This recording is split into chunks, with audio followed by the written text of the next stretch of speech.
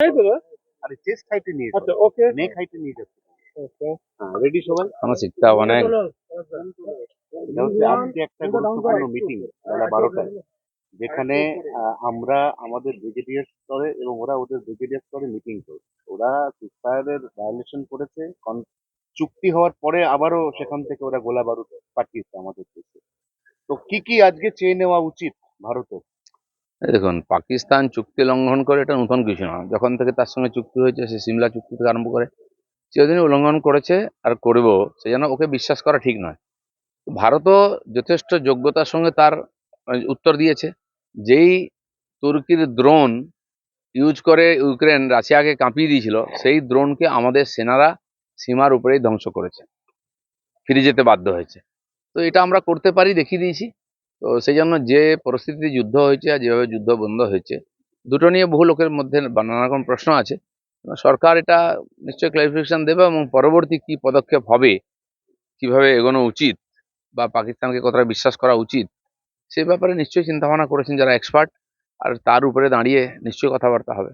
দেশের লোক পাকিস্তানকে একেবারেই বিশ্বাস করছে না। দেশের লোক যেটা বলছে, এই সুযোগে যদি পাকিস্তান একবারে কোন পাশে, এই সুযোগে আমাদের যে এলওসি পিওকে, যেটা ওরা অধিগ্রহণ করে রেখেছে, জবরদখল করে রেখেছে, এইটা হচ্ছে সুবর্ণ সুযোগ, ছাড়িয়ে নেওয়া উচিত। আপনার কি মত? নিঃসন্দেহে সারা ভারতবর্ষে যে ধরনের একটা উন্মাদনা তৈরি হয়েছিল, আর পাকিস্তানকে যোগ্য শিক্ষা দেওয়ার জন্য সবাই চাইছিল, সরকার সেভাবে স্টেপও নিয়েছিল।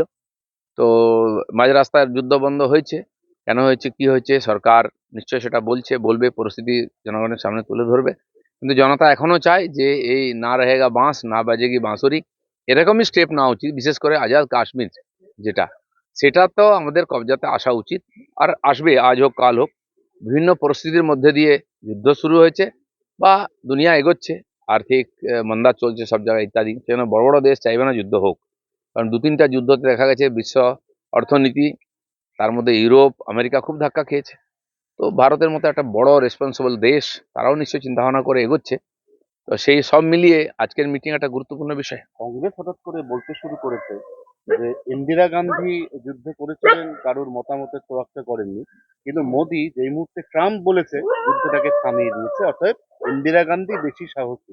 না, ইন্দিরা গান্ধীর আগে এবং পরেও তো কংগ্রেস যুদ্ধ করেছে, তার রেজাল্ট আমরা জানি। আজাদ কাশ্মীর হলো কি করে? তাহলে আজাদ কাশ্মীর কেন সেই সময় নিয়ে নেননি ইন্দিরা গান্ধী?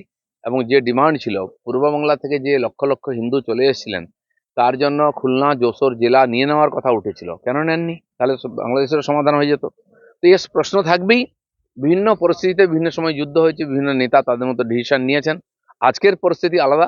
তো সেই জন্য নিঃসন্দেহে যারা করছেন তারা যথেষ্ট যোগ্য। কারণ অটলজি বা মোদিজি যেটা করেছেন এর আগে কংগ্রেস সরকার করতে পারেনি, সেজন্য তাদের উপরে পুরো ভরসা আছে। আগামী দিনে এই সমস্যা প্রশ্নের সমাধান হবে। এই, কি বলিস? দাদা, অপারেশন সিন্দুর